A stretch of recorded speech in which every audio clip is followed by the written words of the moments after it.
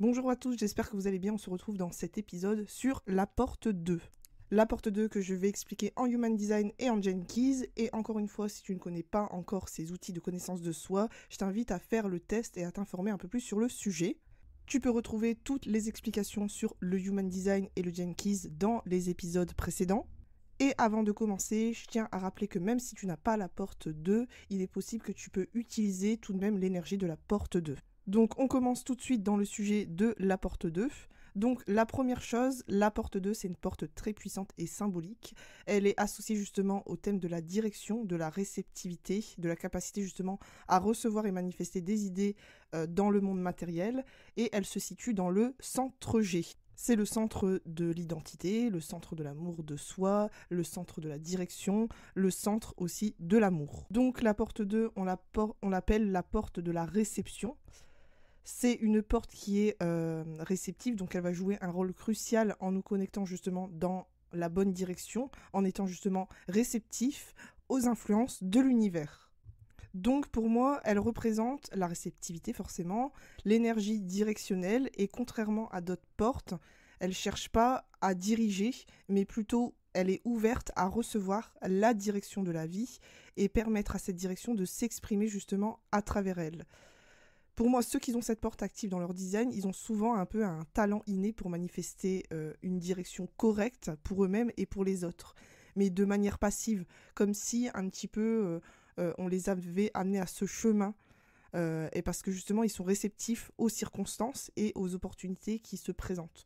Je ne sais pas si vous connaissez un petit peu le conte de Bouderbala, qui était basketteur professionnel, je pense, aux États-Unis, et il a eu un accident, un accident du genou, et qui a fait de lui, qui a été disqualifié et qui ne pouvait plus participer à aucun championnat.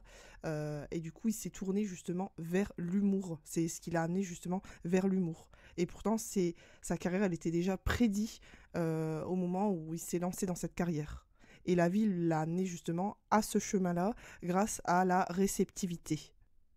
Donc, je vais développer un peu cette porte en Jenkins. Donc, on va développer un peu les 3 niveaux. Donc, on va commencer par l'ombre. Dans l'ombre, c'est la désorientation. En fait, à ce niveau, on peut se sentir perdu, désorienté, cherchant une direction, mais ne parvenant pas à la trouver. Cela peut se manifester justement par le fait d'être confus dans sa propre identité, ou on peut avoir aussi ce sentiment d'être égaré sans savoir où aller. Donc on le retrouve beaucoup aujourd'hui avec les jeunes. Je dis les jeunes comme si j'étais hyper vieille. Et c'est justement un conditionnement justement qu'on a subi de la société, de dire oui, c'est mieux de faire ça, c'est sûr, dans ça, il y a des débouchés. Et justement, on se lance dans quelque chose qui finalement ne nous correspondait pas. Et ça ne correspondait pas du tout au départ. C'est parce qu'on se lance dans ça pour faire plaisir. Le don, ça va être l'orientation. Ça va à l'inverse de la désorientation. C'est quand la personne, elle commence vraiment à embrasser le don de recevoir. Le fait de développer une capacité, en plus ça va être naturel de trouver la bonne direction. Ce n'est pas une direction imposée, mais plutôt une guidance intuitive qui va émerger justement de l'intérieur et qui est alignée avec notre essence la plus profonde. Encore une fois, je le dis de façon spirituelle, mais ici c'est justement de capter un petit peu, de commencer à capter les signes. Et c'est pas des signaux qui sont imposés. C'est pas ton parent qui t'a dit tu dois faire ci, tu dois faire ça. Là, on commence à sentir le côté intuitif, le côté aussi spirituel, le côté invisible. Et on arrive au CD qu'on appelle l'unité. Donc ce niveau-là, ça va représenter un état de pure réceptivité, de fusion avec le flux de la vie. C'est un tout en fait, il n'y a plus de question de direction ou d'identité distincte, mais plutôt une immersion dans l'unité de l'existence. Je ne sais pas si j'arrive à me faire comprendre. En fait, c'est le côté don, mais de manière d'un niveau très éveillé.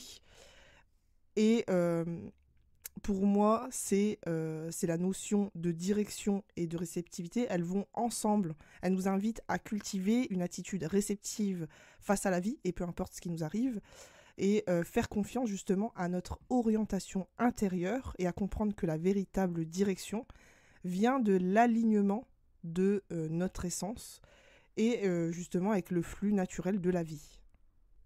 Alors pour donner un exemple, moi j'adore écouter un peu les success stories, enfin si on peut appeler ça des success stories, mais en fait c'est des gens qui ont été amenés à faire quelque chose, ils n'avaient pas du tout prévu de faire ça et c'est devenu un énorme succès.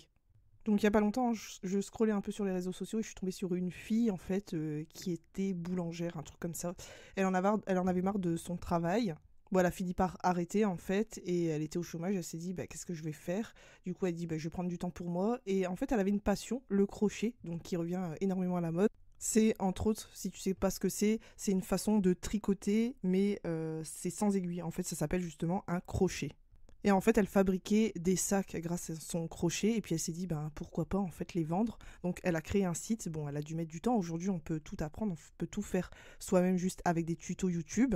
Elle a lancé son site et ça a été une grande surprise parce qu'elle a fait 30 ventes dès le premier mois. C'est l'équivalent d'une vente par jour. Et là, ici, en fait, ce que j'ai envie d'exprimer, c'est que, justement, elle a été réceptive par le biais de sa passion. Et puis, elle s'est dit, ah, vas-y, je vais lancer, j'ai rien à perdre, je le fais, et puis on verra. Elle n'avait pas d'attente aussi. Et ça a été une énorme surprise parce que, justement, elle était ouverte à l'opportunité. Et ce que je veux dire ici, c'est que c'était pour elle une opportunité, justement, d'être au chômage. Donc, pour parler un peu du thème de non-soi qui est lié à la porte 2, ça va être la peur de ne pas savoir où aller. Donc, on revient justement au Gene Keys et aussi à la crainte de manquer de direction. Donc, je reviens encore à la désorientation qui est l'ombre justement en Gene Keys de la porte 2. Le fait que la personne, elle n'est pas en alignement avec la personne authentique qu'elle est, elle n'est pas en alignement avec son essence et elle peut être influencée par la peur justement de ne pas savoir où aller, essayer de forcer une direction ou de suivre des chemins justement qui ne sont pas les siens. Et ça peut entraîner justement un sentiment de confusion, d'insécurité sur sa place justement dans le monde, au lieu de rester réceptif et d'avoir confiance sur le fait qu'elle va être amenée dans la bonne direction et de façon naturelle. Donc pour moi, voici les étapes que tu peux mettre en application justement si tu as la porte 2 dans ta croix d'incarnation et comment justement tu peux l'exploiter. Donc la première chose que j'ai envie de dire, c'est autorité et stratégie à mettre en place. Et deuxième chose, c'est faire confiance justement à la réceptivité. Laisser venir les choses à toi. La porte 2, elle est naturellement réceptive en fait. C'est un petit peu, ça ressemble un peu au générateur, le fait de répondre. Et donc, pour moi, c'est le fait de te permettre de recevoir les opportunités et les guidances qui te viennent naturellement. Ça signifie vraiment avoir confiance. Avoir confiance que la bonne direction apparaîtra justement au bon moment. Un élément essentiel aussi pour faire confiance à la réceptivité, c'est de pratiquer la patience. La réceptivité, elle nécessite aussi du temps. Elle t'invite à être patient et à ne pas te précipiter dans des décisions ou des actions. C'est vraiment attendre le bon moment pour rester en alignement avec ta véritable direction. Troisième point essentiel, s'aligner avec son identité, donc se connecter avec son centre G, parce que bien sûr la porte 2 est reliée au centre G, et c'est important de rester en contact avec tes valeurs, ton identité. Donc n'hésite pas à méditer, à réfléchir, à t'engager justement dans des pratiques qui renforcent ta compréhension de qui tu es, et écouter ton cœur, suivre ton cœur plutôt que des attentes, que des pressions externes. Quand je dis des attentes, que ce soit la pression sociale, tu sais, quand on me dit ouais, il faut absolument que tu fasses un enfant, t'as passé 30 ans, faut absolument que tu trouves un CDI. Non, tu suis ton cœur, ton centre G, c'est aussi relié un peu au cœur. C'est ce qui émane de toi, ça te donne des indices sur ce qui est aligné sur toi et ta véritable nature.